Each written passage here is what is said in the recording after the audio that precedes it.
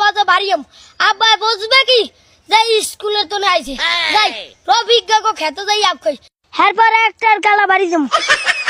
বই খেতে ইন্দে থাক মুজেই আপ কই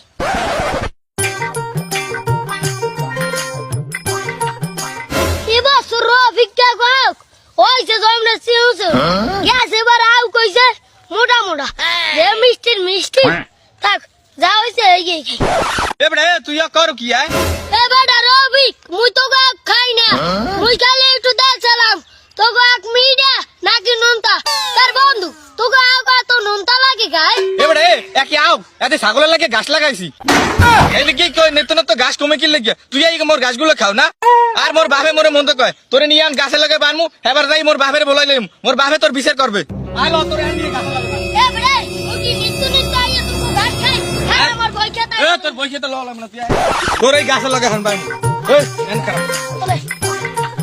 ওরে রফিক কে মুই আর তোকে গাছ খাম না